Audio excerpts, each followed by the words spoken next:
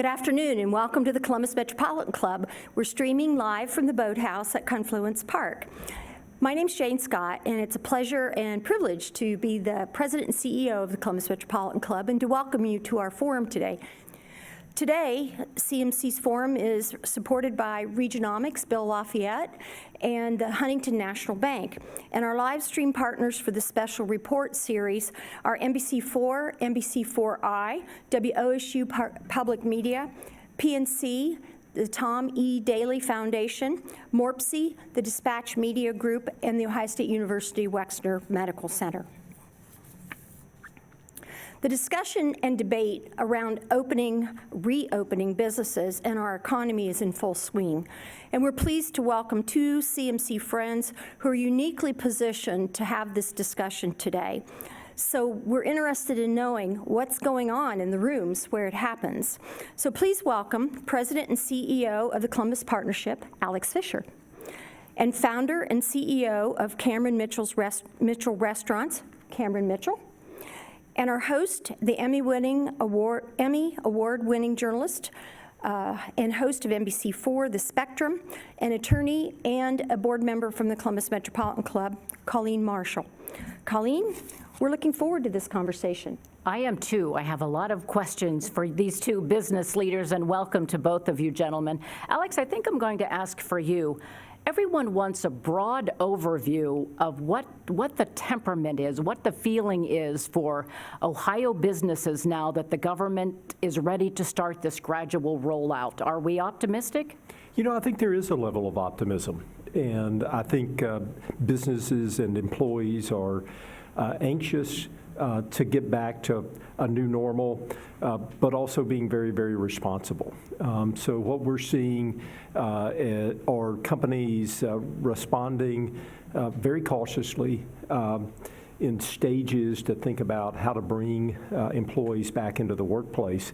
We like to say not back to work because it's been amazing, actually, the level of productivity that has continued during this time. And so companies are rolling back into the offices, but they're not rushing back at all.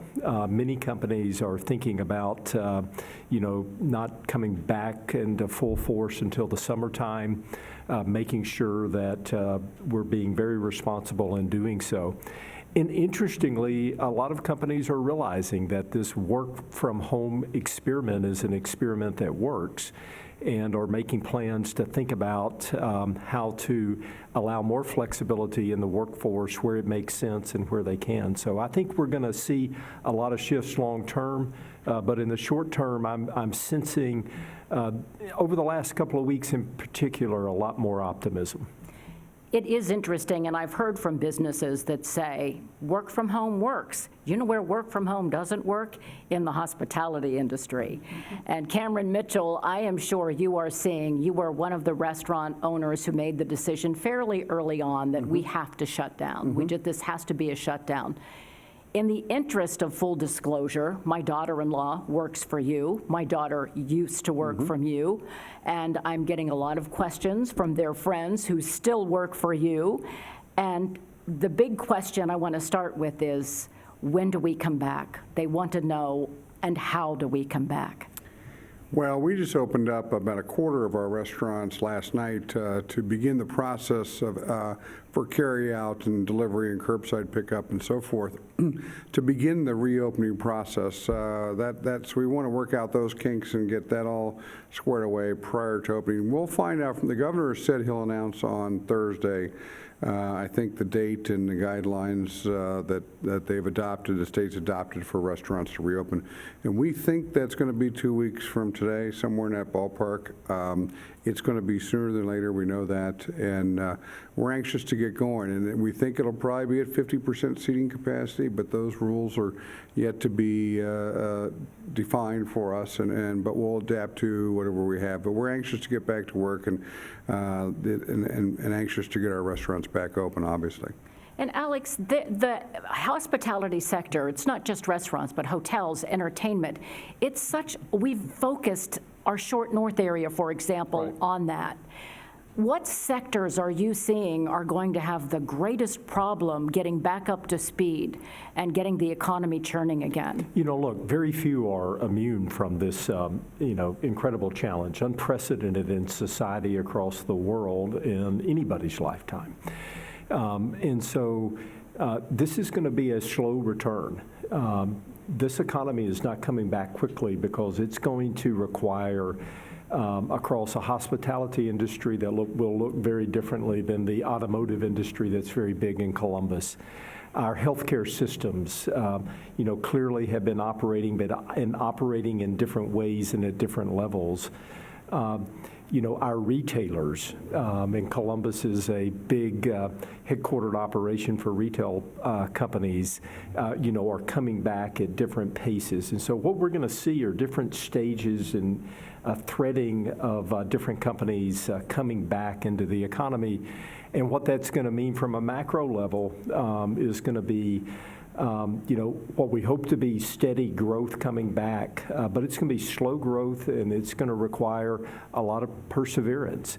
I mean, we're going to leave, hopefully, and we're all cautiously optimistic that we don't have a double dip as it relates to the health crisis, and that we can continue to move out of the health crisis. But this is going to then enter a sustained economic situation that's going to take quite some time to come back from. But Columbus is a resilient community in its diversification in Ohio, and we feel like, as we've seen in other downturns economically, that Columbus will likely lead Ohio. We have a special responsibility from that standpoint, and the diversity of our economy will help us come back quicker than many others. There is talk of a possible massive recession out of all of this, and we are seeing some local businesses saying, we're not just furloughing, we are now in the position that we need to permanently eliminate positions. The Columbus Zoo did it just earlier this week. 30 positions gone permanently, some of them executive positions, a number of them. Do you anticipate that we're going to see downsizing and therefore an even greater impact on the economy? Well, look, we're seeing it now. The reality is statewide we're pushing nearly 20% unemployment. I think the numbers that haven't come out yet this week, but have been pushing 18%.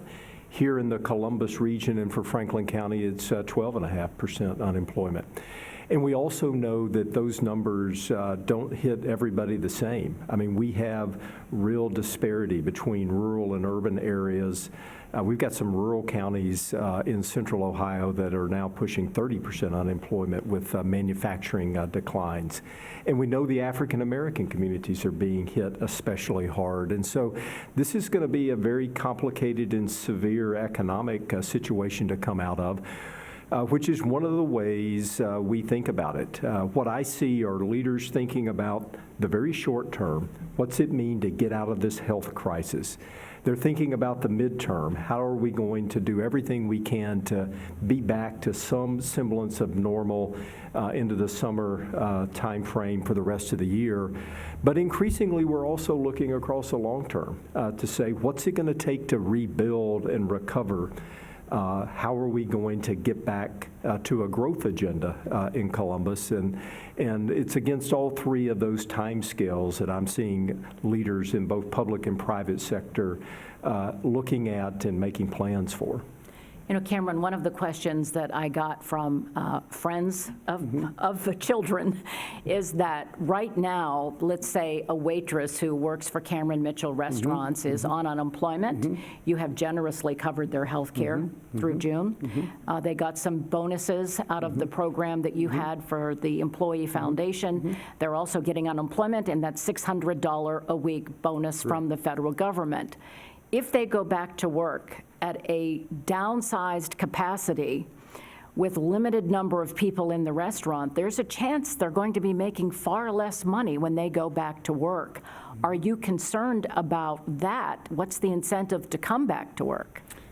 Yeah, it's a great question, Colleen. We're definitely facing that today. I know a number of other businesses are also. People are making more money staying home than they are coming back to work. But that window, provided the $600 from the government does indeed run out on July 25th, that window will begin to close. And people will have to make a decision here shortly, especially as we reopen, whether they're going to risk not having a job post that shutdown of the government plan, or going to get back with us. We do know our communities have been fabulous to us, and within the restaurant industry, and a lot of sympathy tips out there right now and so forth. So I think people are going to do just fine when they get back. But it's clearly that plus the safety issue are two issues that we're dealing with as we're trying to regain our workforce. We had 4,500 associates prior to this, and we were struggling to get 8 or 10 to open up restaurants that we had this week opening.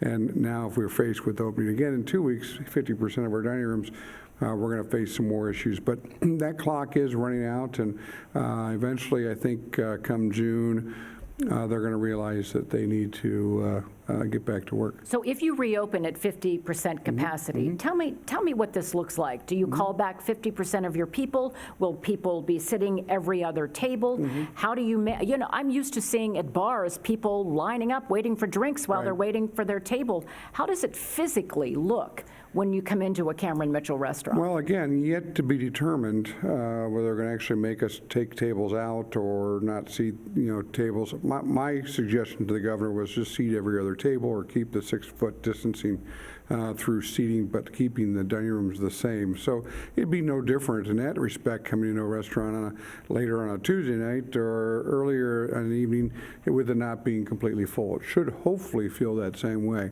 I'm sure they're not going to allow seating at the bar probably, so it'll be stand up, maybe get no service, but just service bar. The other thing that's somewhat advantageous, especially for our restaurants in the north here, is it's patio season. So, you might have a 140-seat restaurant that is now a 180-seat restaurant because we were able to open the patio. So if we maintain that 50% occupancy, that number's grown. So it's a little bit of a break in it timing-wise for us. As far as people coming back, we'll see what happens. We know we're going to lose some people to the industry. We know, and we use our pecking order as our full-time associates to come back, and we may not have those part-time positions available for people that we had before. So we'll figure it out. But I think demand and supply will meet right in the middle somewhere. We'll find an equilibrium with our people and our needs. One of the other questions I got from one of your employees is, we are a face-to-face hospitality business. We take great pride in welcoming people, talking to them, getting close to the table. How are you going to protect the diners and the waiters and still have that feel of hospitality and welcome? Well, first of all, we pride ourselves in leading the industry in terms of sanitation and safety protocols. Our safety of our people and our guests and health of our guests have always been a paramount to us. We have our restaurants inspected by the health department 3 or 4 times a year, and we have an outside firm inspect them an additional 3 or 4 times a year to make sure, and we measure that constantly, make sure we're doing the right job. So we've issued new safety and sanitation protocols that we think are matched by the industry or unparalleled, even above what the industry standards and the governor's standards are going to be. But ultimately, that's been the problem. Guests are not going to wear masks in the restaurants. You're eating and drinking in the restaurant. You can't wear a mask. Now, our people, we've been wearing masks and ensuring that we're not spreading the virus, and we'll make sure our people are healthy and temperature checked every day, and the restaurant's completely clean and sanitized. We'll, single-use menus, single bread service. I mean, there's a plethora of things that we're doing to keep our guests safe and our people safe. But ultimately, you may not have that server that's leaning into the table as much and so close to you, and there'll be a little more distancing. But I think it'll be a fairly safe environment, and we're going to go as far as we can, but still trying to maintain hospitality and maintain that warm feeling within the restaurant. Alex, we know that we are watching big box stores stay open. Walmarts are open, the Targets are open because they have groceries that are essential, as well as big stores, Kroger, Giant Eagle. They'll survive this. There's concern about the smaller businesses that are, in a lot of ways, the backbone of the Central Ohio economy. Small restaurants that aren't like Cameron Mitchell, but also mom and pop grocery stores or small retail outlets. Are you concerned that we're going to just see a lot of people who might have just been getting their businesses off the ground that simply can't sustain themselves? You know, I am, but I'm also optimistic. I think this is an opportunity where Columbus can come together and really focus in our government and big company purchasing power for small businesses to encourage buying local, to do everything that we can to support our neighbor during this challenging time. And it's going to be important that we put a concentrated effort about how we think about those small businesses. The states had some amazing programs. The federal government support through its PPP loan program is really been reaching small businesses of all type. But it's going to take an intentional effort. And I actually think that's something that Columbus can do better than most, because I have a belief that we're organized better than so many to really put a focus on those companies that have the greatest need in doing everything that we can to support them, starting with everybody that's watching this, continuing to look for the opportunities to buy local. Look for the opportunities to support the mom and pop shop in every purchase that you're making and every move that you're making. Make that a conscious decision. And if we can do that as an entire community, we can help those that are having some of the most severe challenges. You mentioned PPE, and there has certainly been support, those small business loans coming from the federal government. Is the government on the federal and state level doing everything you would like them to do at this point? You know, it's challenging. If you look to the last recession and the amount of federal stimulus that came in the 2008 and 9 time frame, we've already seen 4 times that amount of stimulus coming from the federal government. So at some level, I think governments acted quickly, not always perfectly, and now they're going back and working on rules. There are things I would have preferred to have seen differently. I would have preferred to see some preference to minority-owned firms as they rolled out their rules, as one example. But with that said, I think it's been pretty remarkable that things have stabilized as much as they have, showing the resilience of our American economy. But it also, shows the connectedness to the world that we have and everything that we do. And so I think we've got a long way to go, but I think the initial response on that aspect has been good. I also think that this has emphasized the importance of state and local government. I think on the health side of things, it's really been the cities and state governments that are shining through this moment, our own mayor and our own governor included. And I think there'll be a trend moving forward of more dominance of decision-making at the state and local level, not relying on the federal government, where, I think many people have been frustrated by the erratic decision-making and lack of consistency that's come out of Washington. People have been frustrated and confused. Who do you believe? Now there are all these conspiracy theorists all over the internet that hospitals are lying about who's dying and what the cause of death was or what the source is of the virus. A lot of the recovery is going to be wrapped around the psyche, people being confident in coming back. We surveyed Columbus Partnership employees of partnership companies, and had 10,000 employees. And there was a common trend that you ask them, who do they trust? They trusted their local news, not the national news. They trusted their mayor and their governor. They trusted their CEOs and their bosses for information. I think it does get to the psyche. I think this psyche of coming back is really important. Every one of our CEOs, first and foremost, is worried about their employees' safety and health, not about their finances of the company. And they're worried about their mental health and their family health. in terms of how everybody navigates this. And it's not going to be, as the governor says, as simple as flipping a light switch. This is going to be a dimmer switch, and people are going to have to get accustomed to feeling comfortable, not only comfortable in their physical safety, but just in the emotions that go with this very unusual time that we've had to live through. One of the questions that I got from a bartender is, we are in a social business. We are social people. We talk all of the time. All of a sudden, we're all isolated and alone. Cameron, they want to know, are you worried about the psychological well-being of the people who work for you? Oh, absolutely. We have, our part of our company culture and values is our associates come first. It's been our bedrock principle since day one. And I have weekly Zoom meetings with all different facets of leadership within our company, multiple calls every week to share with them very openly what we're doing and where we're going. And then our associates have their own chat rooms and their Zoom meetings and happy hours. And I think, they're still connecting very well. We have our associate newsletter goes out.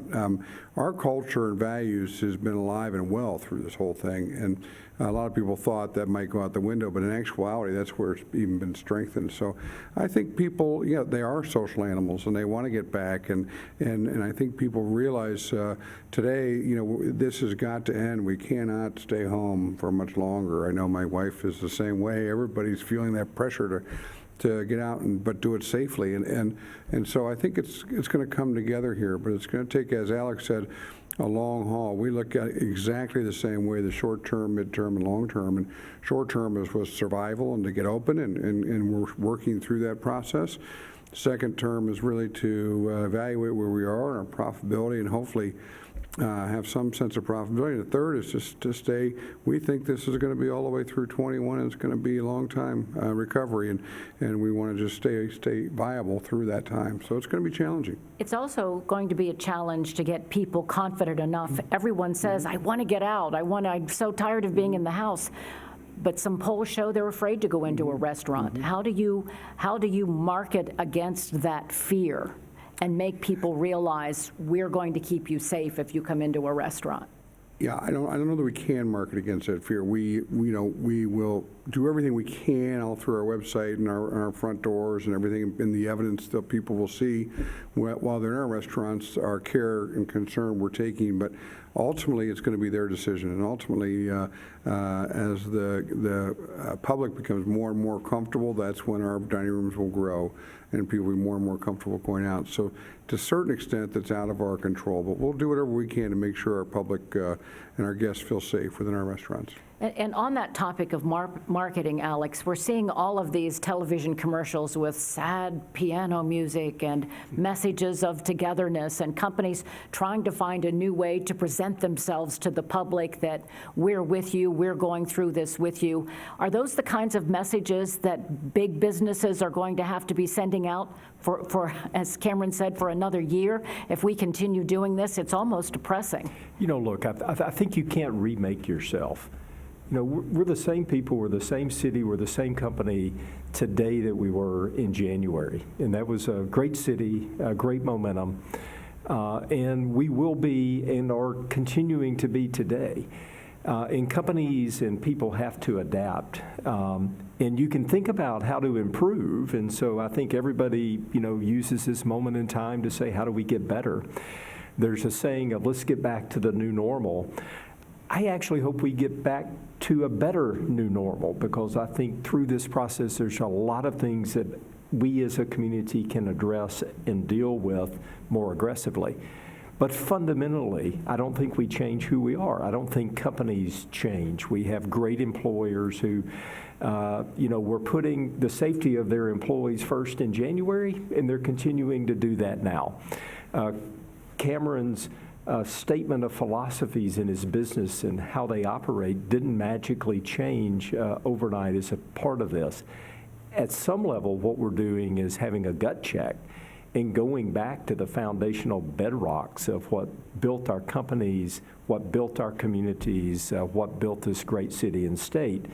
if we'll stay grounded to those fundamentals, is what will guide us through this and allow us actually to get better in the process. Are we? I would go ahead. add one more thing, Colleen, that to a certain extent, I feel more connected now than ever. Through this whole thing, the amount of letters we've received from our associates and our guests, and the support and the texts and emails and all the camaraderie I've had with my fellow restaurateurs around the state as advocating for our industry and with our national restaurateurs and connectivity to our government and to our congressional leaders and all through this. So I think that's, I've learned a long time there's silver linings and everything, and I think, yes, we may not have that physical connectivity, but I sure think we have some spiritual connectivity. It's whether it's even just walking down the street in your neighborhood. You say hi to every single person that walks by now, where that may not have happened before this. So I think there's a lot of positive that will come out of this at the end of the day. And I think we've seen the same in the corporate community. Cameron and I were on a video chat last night with 60 fellow CEO leaders around Columbus, sharing best practices, talking about what one another are doing, learning from each other. And that's what we have always done day in and day out. It's been more intense. It's been more frequent. It's been more intentional. And candidly, I'd say it's been more genuine. Yeah. But it's more genuine because it's built on a foundation of trust that we all have with one another. I think the same holds true with our mayor and with our governor. None of us would agree with every single decision that they've made, but don't we all agree that Columbus and Ohio have shown very proudly during this crisis compared to a lot of other places? And I think that those are, foundational bedrocks that we have to keep reaching back to, building on trust, building on collaboration, always learning from one another, and at the end of the day, always having the resolve that we will get through this. I know CEOs around the country have taken pay cuts, have offered to have management level pay reductions, trying to hold on to the employees and give them the support that they need. Are we seeing a lot of that in Ohio? Are there pay cuts? Are there employees being asked to take cuts? I don't know, number one, I don't know a company in Columbus whose executives, both their CEOs and their senior executives, haven't taken very significant pay reductions. And they're doing everything they can at the top of the organizations to try to help the breadth of the organizations. And so dramatic cost savings, payroll reductions, everybody is trying. The best companies that are seeing are taking the attitude, we have to do what we can do to get to the other side of this. Because at the end of the day, the best company is going to be a company that's in business and that is surviving. And so the instinct is to be in survival mode, to do everything that you can, and then to think about how you get back into thriving mode at a later point in time. Will that be an expectation for your managers, maybe a pay reduction? Yeah, I was going to say, I think companies are handling it, and what I've seen is a couple different flavors. Our motto is our associates come first, and so we want to bring, and particularly our home office and our managers, we want to bring all of our managers back. So instead of selectively saying, hey, we're going to eliminate a third of our workforce, or we're going to go through and grade each person, and we're going to let the bottom third go, or whatever. We've taken the tact, is one of my favorite sayings is, we'll get there together. I've been saying that for 25 years now, and so I tell our team we're going to get through this together, and our goal is to bring back essentially 100% of our workforce. So we've asked our people to take an 80% or 20% reduction in salary when they do come back, and also to a 4-day work week, from a 5-day work week to a 4-day work week. And so we think we can accomplish that with the slower volume of the restaurants and not be too taxing on our people. But that way we're able to bring everybody back in the office, everybody back in our restaurant teams, and hopefully all of our full-time associates back as we can. You have to plan now for probably more takeout, as well as a reduction in the number of people coming into the restaurant, a slight reduction in the workforce. What about your supply chain? How are you going to gear up for restaurants have food that perishes? Yeah. How do you get ready for the supply chain for all of this? Well, I think you've seen in the news already, there's been a number of, plants, processing plants that have been closed down to the coronavirus and in the close proximity of those workers. I firmly believe those plants will come back. I know the president ordered them, but I know they'll come back, and they'll be back with the full PPE and safety precautions and social distancing that needs to be in there. So that we'll get past that. And you've seen, milk producers dumping milk because the schools are closed. They don't have, my dairy purveyor, I went throughout, I don't know how many tens of thousands of the 8-ounce pints of milk, they couldn't use or couldn't give away. So those things were happening. So that supply chain, once these restaurants open up, I think it's going to do a great job to help pull that supply chain all the way through and get our farmers back and get everybody back onto some regular, albeit might be limited production, but regular production and so forth. But right now, when one piece of that chain gets broken, the whole thing tends to break down. And so I think we'll see. I just talked with our purchasing specialists here today. We think that as far as food, that the next 6 weeks are still going to be a little choppy. You might see weakness in the grocery stores and higher prices and so forth. But ultimately, that supply chain will be worked out, and then ultimately we'll have lower wholesale food prices across the board as demand levels out, but at a lower demand. One of the other questions I had for you is you are going to have new sanitation probably protocols when you're switching tables. How do you manage the time that it'll take for that? Are you going to do things like disposable menus or menus that can be sanitized between each person? Correct. I mean, every step of the process, there might not be a salt and pepper shaker on the table, or there might only upon request. Bread service, there'll be no more of a community bread basket, where you're going to get an individual bread service per se. Disposable menus, all the limiting the touch environments, the restrooms cleaned, almost every single time. I mean, just out there the doors, and sanitation stations within the restaurants for guests to sanitize their hands anytime they want, and the protocols. And the other thing is, and those tables will be, tabletops will have to be sanitized, and the booths and everything completely as they get turned. So there's a lot to be done on that. But fortunately, we're entrepreneurs, and fortunately, the restaurant people out there in this industry are pretty rugged folks, and they've had to make do with many different changes along the way in their business, and they're going to continue to adapt. And I'm confident we as an industry will adapt to this. You mentioned entrepreneurs. Strangely, COVID-19 has inspired some businesses. There is now in Cleveland a woman who is making masks and selling them in a vending machine. There are people who have come up with new ways, distilleries, new ways to create sanitizers. What are you seeing, Alex, in the creative minds of people in Ohio as a result of COVID-19? It's across the board. So, I saw our Smart Columbus team create the Can't Stop Columbus effort that's doing any number of grassroots movements that are singing, taking musical acts out to sing to elderly that are inbound, and any number of grassroots kind of movements. You're seeing big companies and individuals figuring out the PPE issue. I mean, think of what our hometown Battelle has done on the national stage and how proud we all are of them.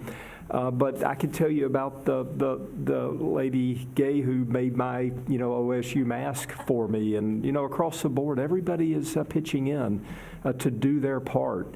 And that's what we're seeing. I talked to a good friend of mine, Mike Triplett, yesterday, who announced that they're launching a new biotechnology company using technology out of Nationwide Children's Hospital and The Ohio State University.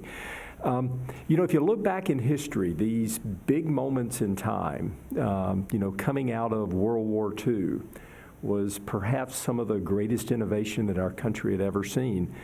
I've got to believe that the decade ahead of us may be one of the most exciting decades of innovation and transformation, thinking about doing business differently, society differently. We've talked about telemedicine for a long, long time. Now we're practicing it. We know it works. We know reimbursements can work. And I think there are going to be some very significant shifts. We can be scared of those shifts, or we can embrace them. I think there will be entrepreneurs all over the world that are embracing and looking for the opportunities and growing our next economy into the future. The one thing that I thought restaurants will do is something that you've done at a number of yours, and you mentioned it, outside dining. Mm-hmm. I think there are going to be restaurants that have never done it before now in Columbus, mm-hmm. don't you think, that are looking for ways to do that? Oh, yeah. There's going to be innovation all over the place, and I tell our people all the time, let's just try it. We don't know. There is no right answer. So we're kind of going in a lot of different directions to see, and I don't want to hamper any sort of creativity within our organization, because you never know where you're going to stumble on. This is going to be the next great thing, and so we're looking at a total open mind like that. And I tell my son the same thing, who I was supposed to go to New York for college graduation next week, and it's not happening, but he's trying to find a job and having a very difficult time. But I said, listen, this next 10 years it's a wild open, wild west out there. There's going to be new businesses, new ventures, new opportunities come through. And this could be the best thing that ever happened to you. Just got to keep an open mind to it, and we'll see what happens. I feel, though, for people entering the workforce right now, in the same way that I did back in 2008, mm-hmm. I know we're about to get to audience questions, but I do want to throw this out to both of you. Can you imagine that this would be a difficult hiring year for young people? No, who's going to be expanding and hiring? Yeah, Charlie Mitchell and Ethan Fischer, our sons, are the same age, and they're graduating college. And look, they'll find their footing. Mm-hmm. This economy is coming back. There are many bright days ahead. Economic development is still a war on talent. We actually have had projects in Columbus this week. We see Amazon moving forward on a major new data center in our community. We see the tech community continuing to be very, very resilient, and growing. And unfortunately, there are going to be some losers through all of this, but there are also going to be some great new opportunities. And I think actually, it's not Cameron or I or you, Colleen, that have the greatest future ahead of them. I think it's our kids, mm-hmm. Because they're going to be the ones that are resilient, that get through this, and that are creative to drive things forward. So, yeah, I think there are going to be some short-term challenges for everybody, but I think all of our kids have a really bright future. And I see you nodding in agreement mm-hmm. on that. Oh, Alex is basically saying we are old. Yeah. We are. Jane has some questions. Our virtual audience has been sending questions in, so let's hear some of them. And wow, have they. I have a lot of questions, so I'll try to go through them fast. Siddiqa White asks, how might the movement to work at home affect the brick and mortar? I'm assuming she means commercial real estate. Look, I think it's a big shift. We know we have companies now are realizing that productivity did not decline as certain employees were working from home. And I think we'll see many companies bringing employees back, but I think it will come with increased flexibility. I think it changes what offices look like into the future. I think the office developers who are creative about placemaking will be the developers who create the unique spaces of the future. But look, it's not going to look like, just like offices look differently from where they were 10 or 15 years ago, they're going to look very differently moving forward, and there'll be people that take advantage of that. Alex Slaymaker asks, could a portion of High Street be closed in the short north so more restaurants could accommodate outdoor seating? I think it's a great idea. I do too.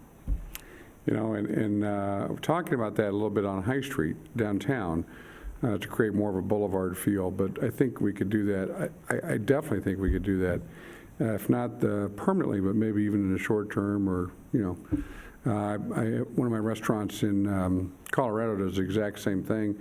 They close the street for a week, and it just becomes this outdoor, festival. The restaurants all throw seats out there on the street, and it's great. It's a huge party. It's a great time. You know, that brings up a question about the Short North. If you, in the summertime, are walking through those streets, they are crowded. There are a lot of people who like to spend time not just going to the restaurants and shops, but strolling and sightseeing.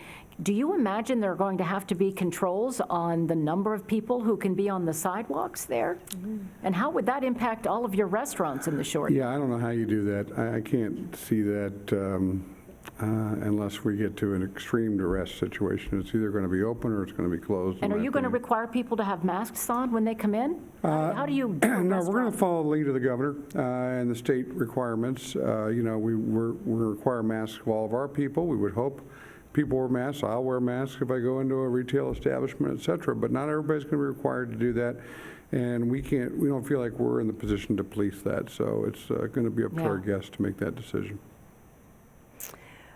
There are a lot of similar questions, so I'm going to try to paraphrase a few. You've already addressed some of this, but Bill Lafayette from Regionomics, as a higher risk household, we remain very hesitant about venturing out, and I've seen polls suggesting that we are not alone. Assuming that takeout remains a widely available option, at what capacity do restaurants become profitable? So I guess he's looking ahead at is takeout going to become part of the new model for restaurants permanently? Oh, yeah, we think it's a permanent piece going forward. And, you know, we've done some modeling that we think for ourselves that if we can do 50% in dining sales, another 20% with carryout, and achieve that 75% threshold, we hope to make a little bit of profit. And we have to, I tell our teams, now we have to make profit, because if we don't make profit, first of all, you make loss, you can't survive. But secondly, we have bank debt to service and principal and interest payments, and we need to make a profit so we can service that debt, or we're going to find ourselves in a very difficult position downrange. So that's the kind of the modeling that we think can work. But if you fall much further below that, and it's, I think then we're talking real problems for the restaurant industry as a whole. Do you see yourself changing the hours so that you're encouraging people to maybe make reservations earlier or later than they otherwise might have, kind of an expansion of the dining room hours so that you can make up some of that loss Right. of having us all there at once? Right, I think that gets back to the public comfort we've been discussing, and the demand and the state regulations. You know, example being if demand, people feeling more and more comfortable going out, but state regulations are still at limited seating capacity. In the summertime, we might see expanded dining hours where people wouldn't be eating at 9 o'clock. They might be eating at 9 o'clock now. So we hope that's a piece of the new reality, but we'll see. The Spanish model, dinner doesn't start till 9. Right. Yeah. But We Americans go to bed early. The other part of Bill's question, you know, is something that is just common sense. We know by the data that this disease, you know, affects the elderly and the vulnerable, you know, harder. And then, therefore, we need to be smart. We need to encourage our elderly family and friends to be more precautious, to be more cautious, to stay in. We then have a responsibility to do the things that we need to do by wearing masks and being safe so that we don't spread it to, you know, to them. So I think we've got to have these common sense kinds of conversations with people about being responsible, doing the right thing, and especially protecting those that are the most vulnerable among us. Stephanie Wilson from Capital University, in emphasizing the need to carefully manage reopening businesses, Mayor Ginther has shared that Cameron Mitchell can only afford to reopen his restaurants once. Will Mr. Mitchell please explain the reasoning behind this comment? Sure. So, first of all, and I don't know if this is a fair analogy, but I say, you know, if you own a barber shop, or, you know, you kind of come in the next morning and turn the lights on and your stylist come in, and there you go. Well, we have food. You know, we had a tremendous amount of food go to waste. We are a cash business, so you use that cash that comes in to pay your bills. When that cash doesn't, because the bills are due over time, that cash doesn't come in, you don't have the money to pay those bills. So, and it takes time to reopen our restaurants with labor. So we have a couple weeks of expenses and labor in there that we have no revenue attached to. So in our case, it's costing us millions and millions and millions of dollars to reopen our company. And we don't have, the money. We didn't have the money to do that to start with. If it wasn't for the PPP, the PPP saved us and allowed us to have some of the money, not even all of it, but a big chunk of it. And if we have to go through this again, it's just going to be awful, and I'm not sure how the government's going to respond or whatever, but it's, I hope, as we're sure sitting here, that we never have to go through that again. Yeah, us too. Jennifer Price asks, do you think leaving the mask policy up to each restaurant, and I'll add each business, will slow the return to the restaurants and businesses? You mean mandatory mask you have to wear to the business will slow the return? Well, restaurants not having mandatory policy, will it slow people to return to restaurants? Would you discourage them from going out and do Well, look, for all business? businesses, I think the governor's been very direct. He hasn't mandated it. He said, these are important. We should all be wearing these every chance and moment that we have when we're in the public, when we're in retail operations. If you go to the grocery store, you should put them on. They're going to be required in places of business, and that's a good thing. We have to respect that. We have to honor it, and we have to do it. And we have to encourage others, and we shouldn't make any apologies about it. And on the one hand, respect it's everybody, every customer, every citizen's choice, but we need the choices to be the right one, and we've got to be forceful in our encouragement that everybody wear masks and maintain social distancing. I think there's a little bit of social shaming going on. I was at a business the other day. I had to stop and get a prescription, and everyone in the store, everyone in the pharmacy had masks on, and someone walked in and didn't have one, and they kind of took a step back, like, think maybe we'll I see shouldn't that. go in. Let's Maybe hold I each shouldn't other go in. accountable. Yeah. Yeah. James Moore asks, will there be concerts this summer? And if so, how will they operate? The arts are so important to our community. I saw a virtual concert the other night, and so, yeah, I think there'll be concerts. I'm not sure that they're going to pack 25,000 people into the Schottenstein Center anytime soon, but I think people will be creative and look for the opportunities to listen to music, perform the arts, and do it in responsible ways. And so I actually think you can do both. I think the way that we do those, though, is going to be very different, certainly this summertime, but it doesn't mean that we can't be creative.